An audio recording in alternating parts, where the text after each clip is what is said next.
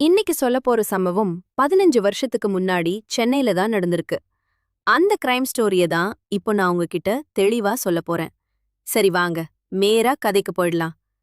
இந்த கதையில வர அந்த பையனோட பேரு சுபாஷ். இந்த பையனுக்கு அப்போ வயசு 22 ஆகி இருந்திருக்கு. இந்த பையனோட சொந்த ஊரு நெல்லை. வேலைக்காக சென்னைக்கு போய் ஒரு வீடு வாடகைக்கு எடுத்து இந்த பையனும் இந்த பையனோட அண்ணனும் சேர்ந்து தங்கி வேலைக்கு போய் இருந்திருக்காங்க. 2 வருஷம் கழிச்சு இந்த பையனோட சித்தி பொண்ணுக்கு சென்னையில படிக்கிறதுக்கு வாய்ப்பு கிடைச்சிருந்திருக்கு.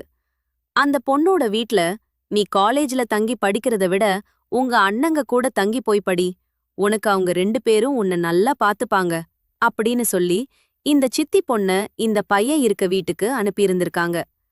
அந்த பொண்ணோட பேரு கவிதா. அந்த பொண்ணுக்கு அப்போ வயசு 21 ஆகி இருந்திருக்கு. சென்னைக்கு இந்த பொண்ணு வந்ததுக்கு அப்புறமா சுபாஷ் வேலைக்கு போறப்போ இந்த பொண்ண காலேஜ்ல இறக்கி விட்டுட்டு திரும்ப வீட்டுக்கு வரும்போது காலேஜ்ல இருந்து பிக்கப் பண்ணி அவனோட வீட்டுக்கு கூட்டி வந்திருக்கான்.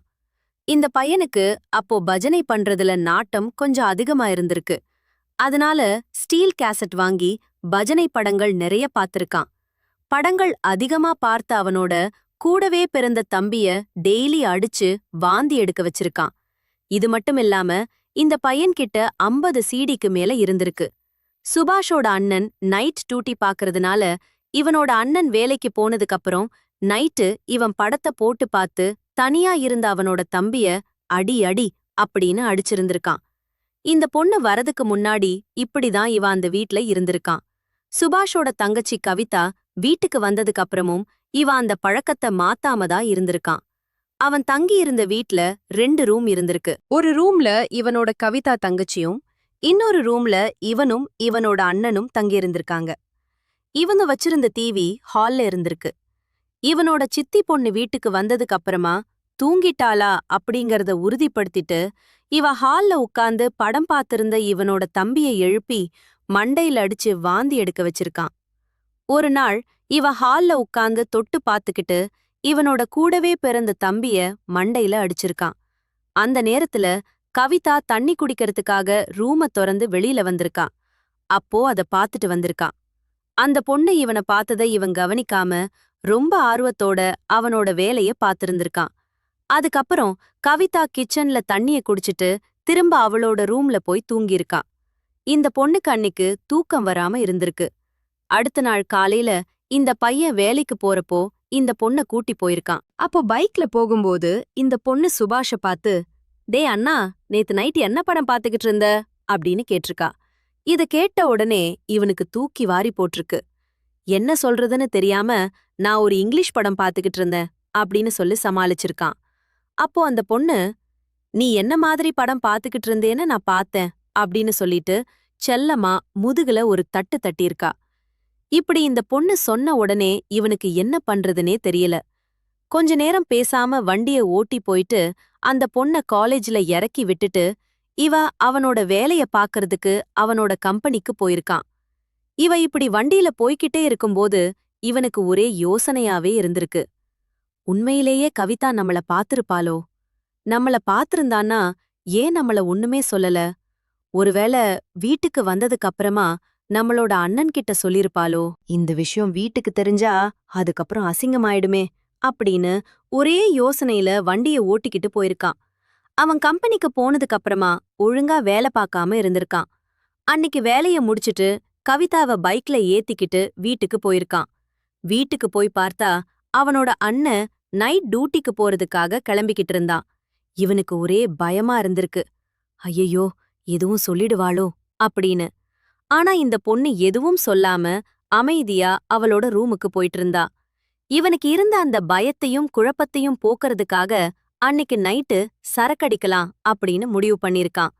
அதுக்கப்புறம் இவன் அவனோட அண்ணன் வேலைக்கு போனதுக்கு அப்புறமா நேரா கடைக்கு போய் 2 பெரிய பாட்டில வாங்கிக்கிட்டு குடிச்சிட்டு திரும்ப வீட்டுக்கு வந்திருக்கான். இவன் 9 மணிக்கு வீட்டுக்கு வந்திருக்கான்.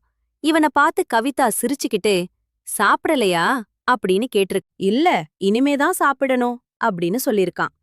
சரி வா, நானும் சாப்பிடுறேன், 2 பேரும் சேர்ந்து சாப்பிடலாம் அப்படின்னு சொல்லிட்டு அதுக்கப்புறம் 2 பேரும் ஒன்னா உட்காந்து சாப்பிட்டிருக்காங்க.